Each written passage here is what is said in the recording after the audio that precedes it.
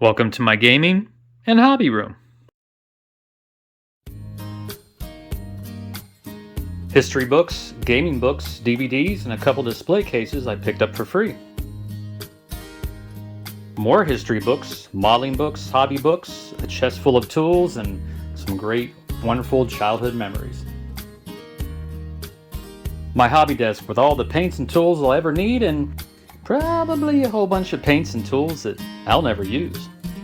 Games, and yep, more games, and ooh, looky there, a rack full of VHS tapes. I have some pretty cool things in this room so far, but I'm lacking one vital thing. A table. I seriously need a hobby and gaming table.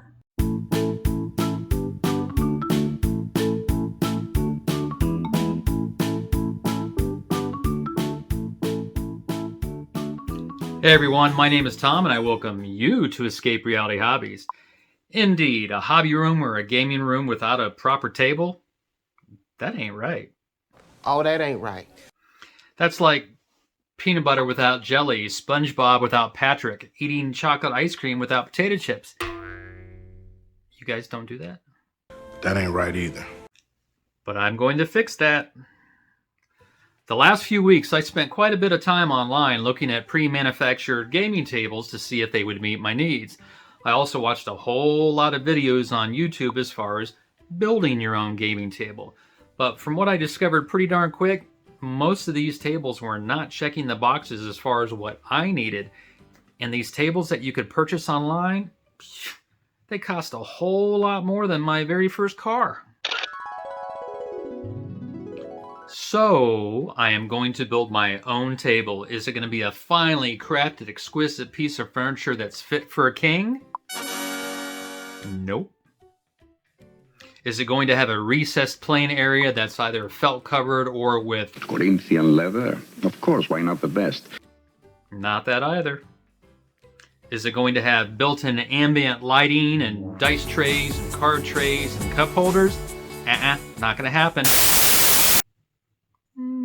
I might put a cup holder or two on it. And finally, is it going to have built-in USB ports or electrical outlets? Nope. So what are you doing here, really? Sounds kind of boring, doesn't it? But stick with me because here's what this table is going to have. It is going to be a stable, sturdy, reliable table that meets all my needs. Primarily, I want to use it to play tabletop miniature war games, but it's going to work just fine for any type of board game or card game. It's going to be an arts and craft and a hobby table. It's going to be a workbench. It's going to be a table where I can store things. It's going to be a guest desk when people are over. If they want to work on hobbies, they can do it as well. It's going to be mobile. I'm going to put casters on it so it can move around the room a little bit. I have a fairly small room, so if I can move it 2 feet one way or another, that makes a pretty big difference. But here's the most important thing to me. Listen, this is the most important thing I've told you so far. I'm going to make it out of simple, readily available materials, 2x4s and plywood, and the goal is to do it for less than $150. So let's get started. Let's get started. Let's get started. A few years ago, I built a pretty simple 2-foot by 4-foot workbench to go on my back porch. I got the idea and the inspiration for this hobby table from AnnaWhite.com. It handled any project that I needed, so I thought, you know what? Why not take this same design, expand it just a bit, maybe make some tweaks here and there, because I really do think it will make a great all-around hobby table. Some of you watching this right now will probably think, nope, this table is just way too simple. Well, to that, I have two things to say. One, there you go, more negative waves. Have a little faith, baby. Have a little faith. And two, the functionality of this table will far outweigh its form. It really will be able to handle just about all of your hobby needs.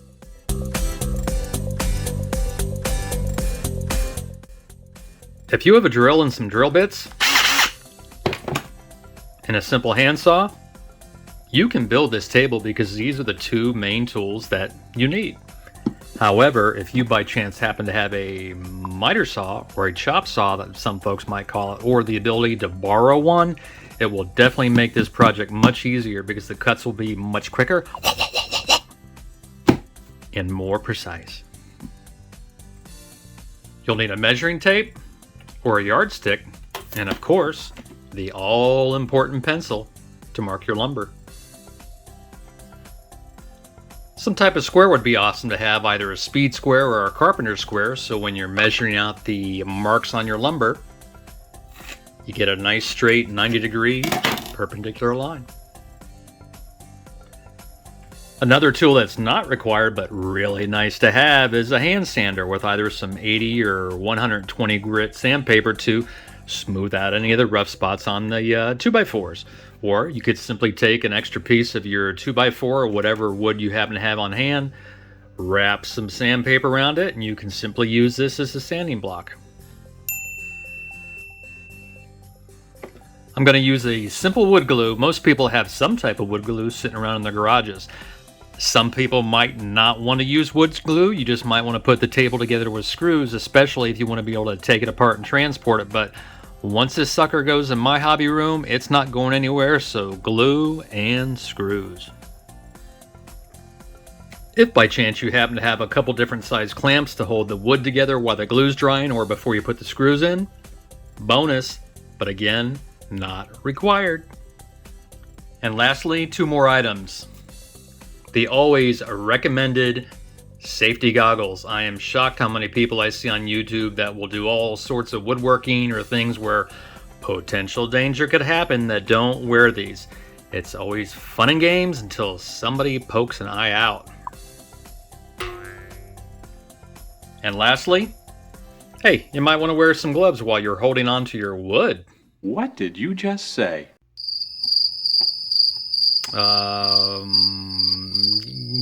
Yeah, I could have worded that a little bit better.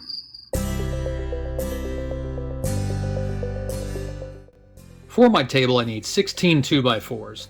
I'm building the table with 6 legs instead of 4 to give it some extra strength and stability, since I also want to use it as a work table or a workbench. If you use only 4 legs, you would only need 13 2x4s. As far as the plywood and the screws for the tabletop and the bottom shelf, we'll cover that just a little bit later.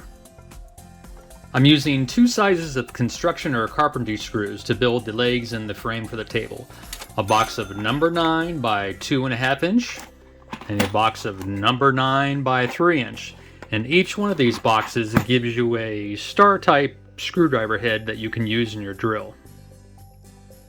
I purchased 6 3-inch polyurethane swivel casters with brakes. Sure, you could save $1, maybe $1.50 if you got some casters without brakes, but hey, a good idea, smart idea to have these just in case somebody decides to lean up against the table and it takes a walkabout across your room. To attach the casters to the legs, I'll use 1/4 inch by 1 1/4 inch hex head self-drilling screws. I'm not adding in the cost of the sandpaper or the wood glue because I already had these on hand in my garage. If you do have to go out and purchase them, you could probably get these both for around $10 total.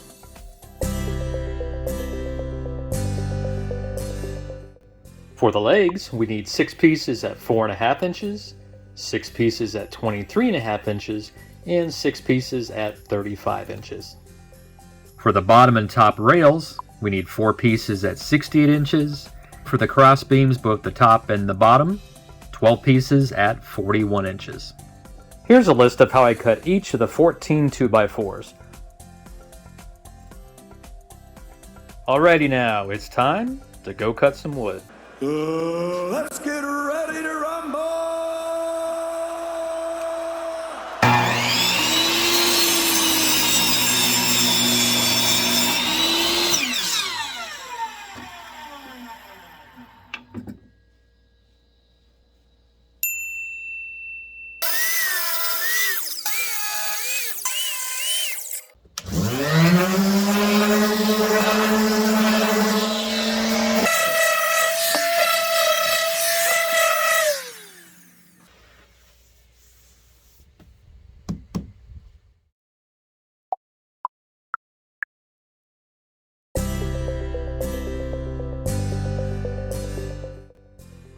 The legs are pretty easy to build. They're just the most time-consuming thing in this project. We're going to need one 35-inch piece, one 23.5-inch piece, and one 4.5-inch piece, plus a leftover piece of your 2x4 that we're going to use as a spacer.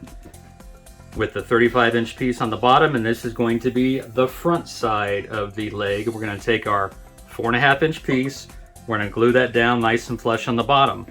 Then we're going to take our spacer, it's going to go on top, and this spacer is going to represent the bottom rail of the table like you can see in the picture.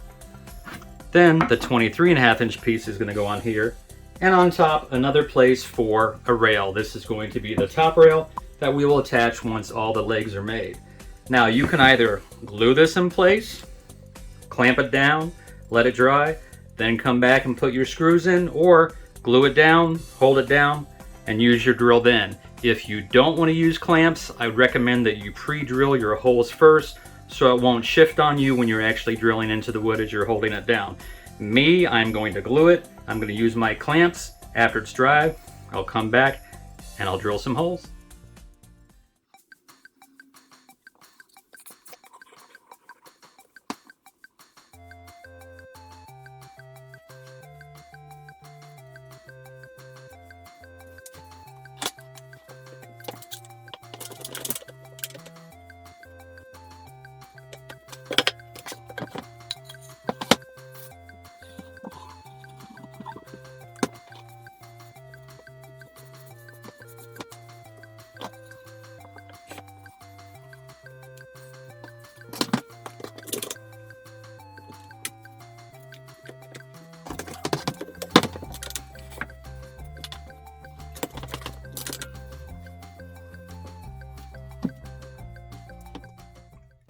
Now that the glue is set, I'm going to go ahead and take off the clamps and we're going to attach our screws.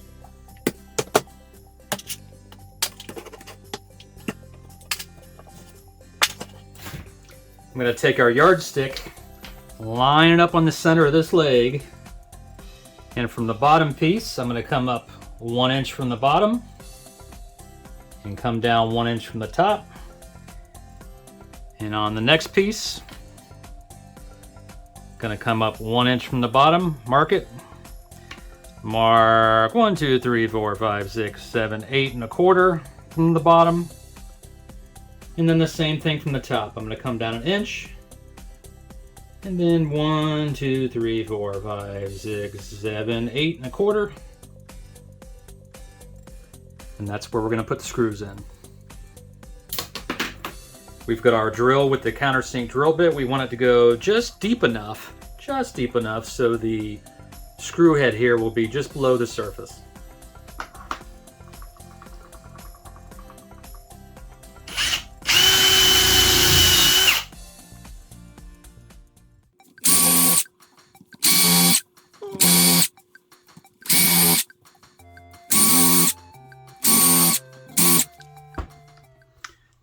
Switch out the countersink bit, if I didn't mention that before. Countersink bit. Put in the star driver. Put the screws in.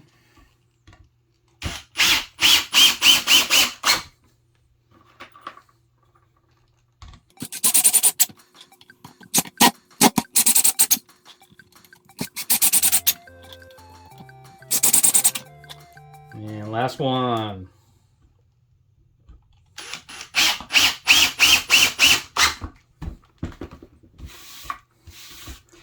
And that's how you make your legs.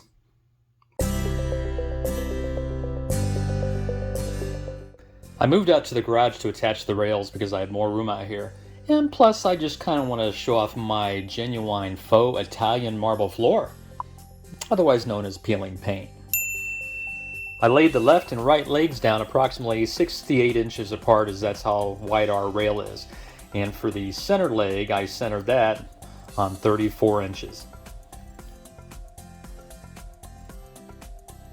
You definitely want to test fit everything before you either glue anything or screw anything. I've got the other side nice and flush. I've got the center leg right on 34 inches. But as you can see, this one needs to go over a little bit. These can be really tight fitting, so a little persuasion tool comes in handy. once you got this side flush, which everything's flush down the bottom, make sure you check each one of the 3 legs on top to make that's flush.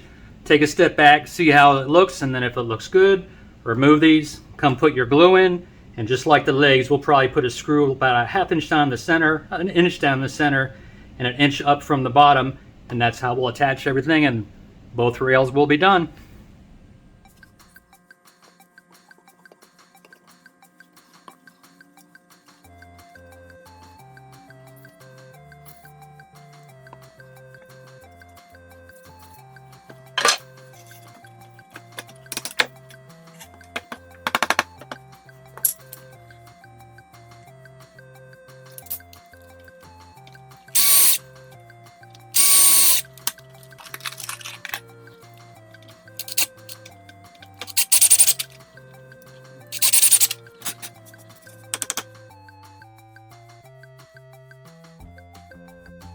Once the sides are completed, you can see they stand up on their own. That's because they're pretty sturdy, because they basically have 3.5 by 3 inch legs.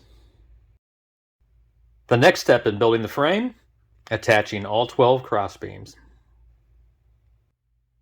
With the 12 cross beams, there are 4 that we do indeed want to install first.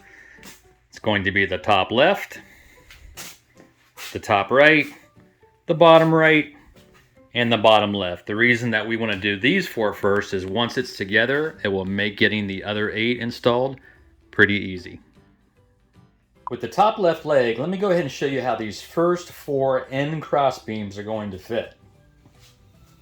We're going to put some glue here, put some glue here, and you'll see how it butts up nice and square against the rail and the side of the back leg. Just like the rest of the construction for the screws, we're going to go ahead and center them on this cross beam. Will probably come down 1 inch from the top, 1 inch up from the bottom, and this time, instead of the 2.5 inch screws, we're going to use the number 9 by 3 inch screws. If you have or can borrow, like I did, a couple of these long clamps that have a capacity of 44 inches or more, definitely make this next step a lot easier. If you don't though, I certainly get it, because these clamps can cost $50, $60, $70 or more. Well, I can't afford something like that. However, I do have a nice, cheap solution.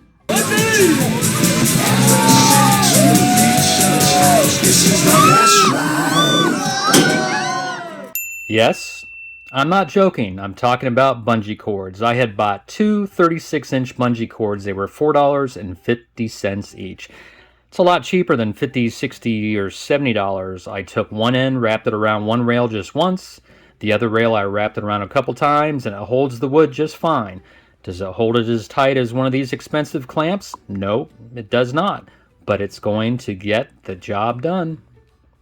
I do recommend when you put the 4 side cross beams on first, do both the top and the bottom to one side before you do the other side.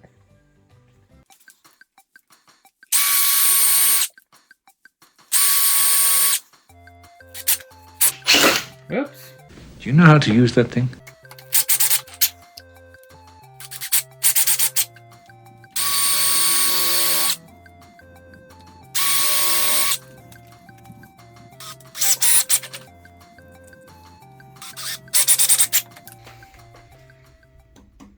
That bungee held just fine. Here's how the other 8 cross beams are going to go in. From the center of this left cross beam to the center of the right cross beam is approximately 59.5 inches. I have 4 more cross beams to put on top, so that's going to mean 5 sections. 59.5 inches divided by 5, that's close enough to 12 inches for me. So, from this mark, I'm going to come in 12 inches, 24 inches, and from the right hand center mark, I'm going to come in 12 inches and 24 inches. So this center section, it's going to be about 11.5 inches. And I forgot to add, we're going to do the exact same thing on the bottom rails. Now that the top cross beams and the bottom cross beams are in place, we'll flip the table over and we'll attach the casters. To attach the casters, we're simply going to line it up, center it in the leg, and then we'll go ahead and mark where the screw holes are.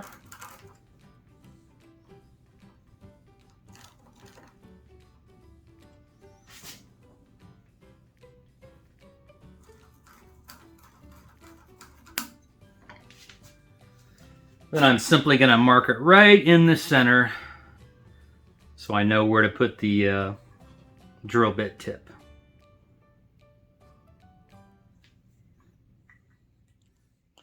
Then I'm going to come back with a 1/8 inch drill bit for a starter hole.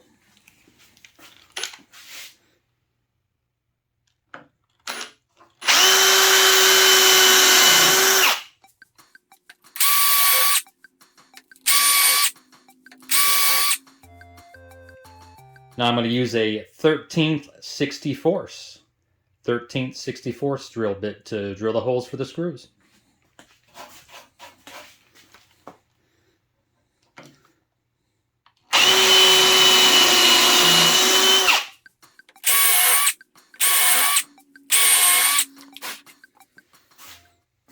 Put the caster back in place. Insert the screws in each one.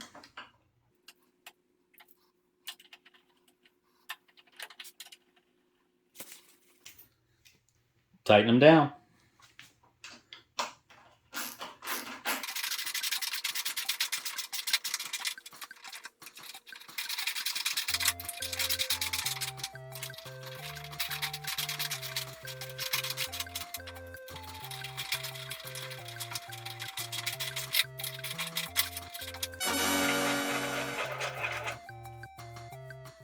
Caster's attached. Time to flip the table over again.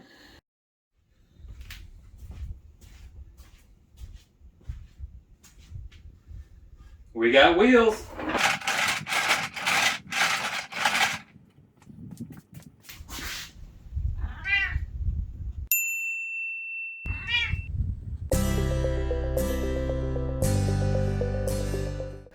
I gotta say, I was pretty darn clueless about the cost of 4x8 sheets of plywood for my area.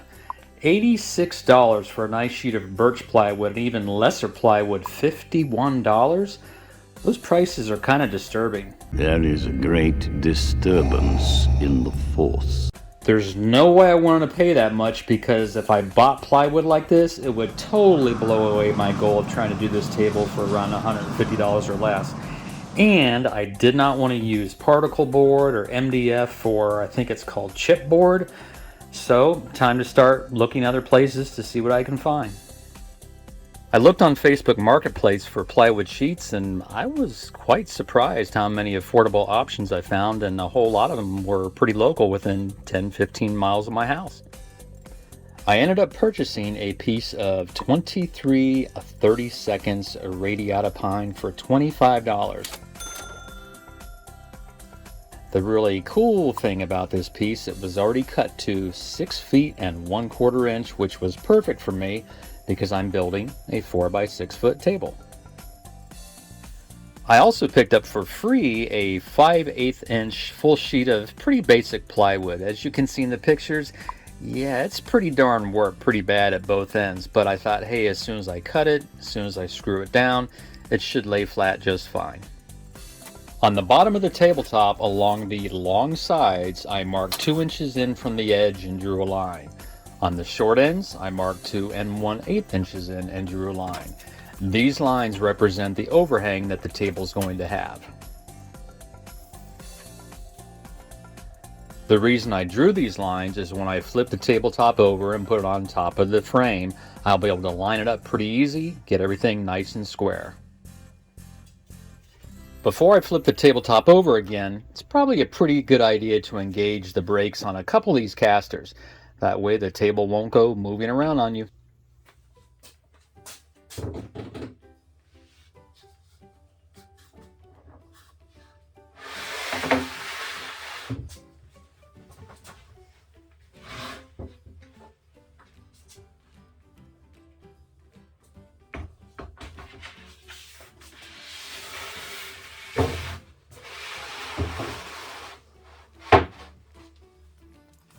With a few adjustments to the front, then a few adjustments to the side, and then again a few more adjustments to the front. This thing lines up really nice. I'm going to attach the long side of the table first. I put marks all along the table at 2 3/4 inches, various places all the way down. And then I took blue painter's tape, a low-tack type, line it up against those marks so I have a nice straight edge. Then from each end of the table, we're going to make 4 marks.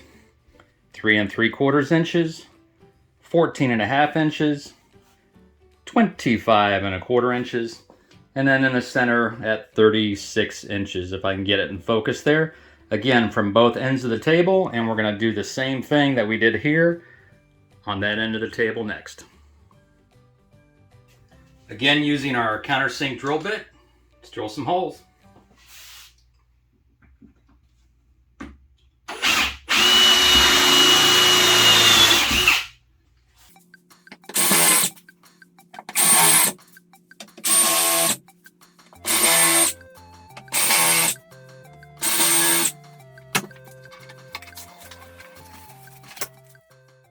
I'm going to attach it with number 8 by 1 1/4 inch flathead Phillips wood screws.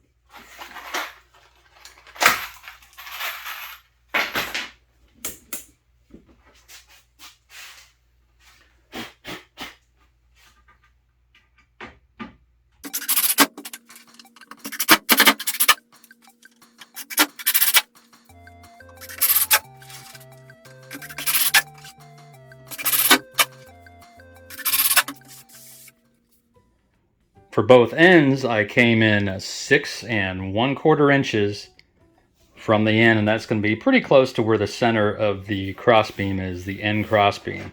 Then just like with the long sides, I measured them out fairly evenly.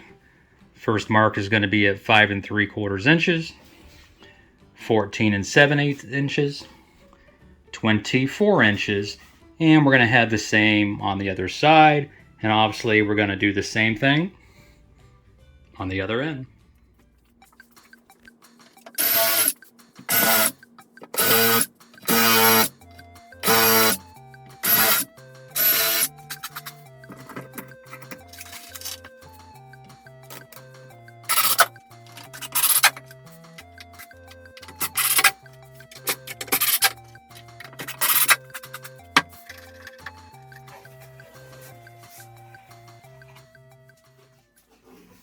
You'll notice I pulled the tape up a little bit more careful this time. That's because I'm going to use it on all the other cross beams to mark the holes.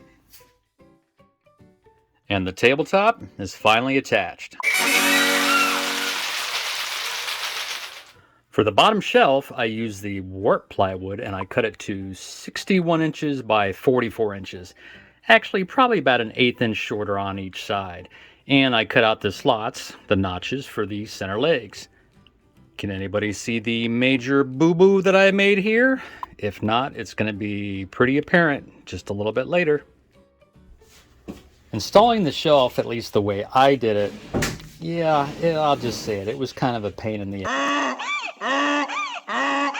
I had to lift it up, rest it on top of the bottom cross beams, hold the wood at a 45-degree angle, slide it in very easy. I only had about a 1/8 inch to 1/4 inch of clearance to actually move it.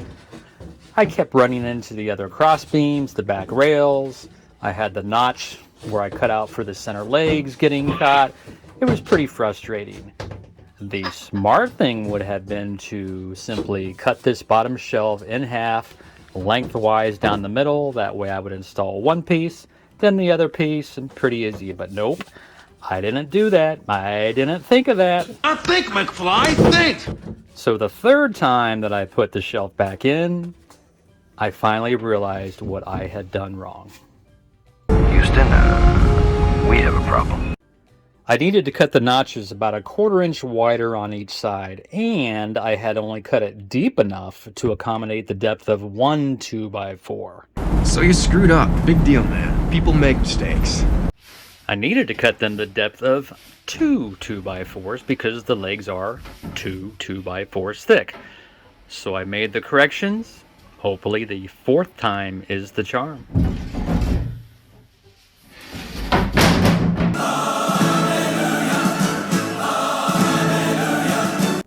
few more adjustments to get everything straight, and I'll drive in the rest of the screws, which you've probably seen me do quite a bit by now.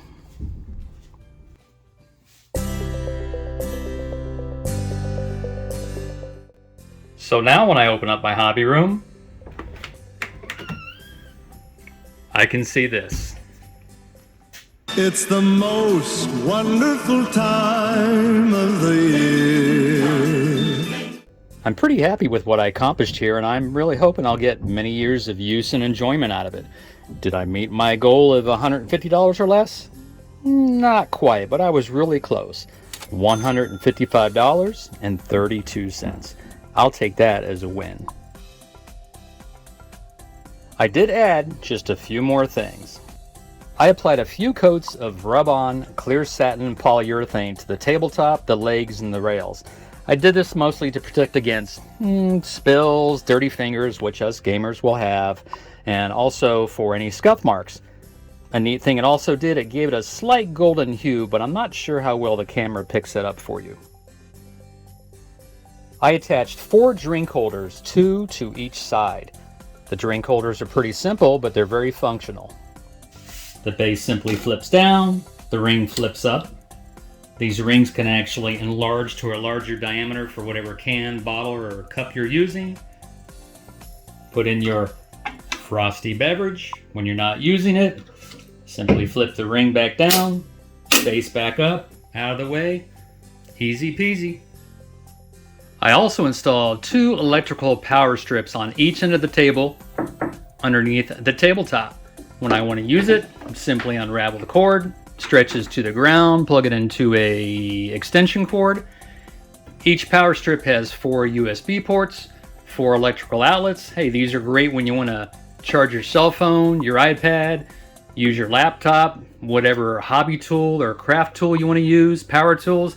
Heck, plug in whatever you want.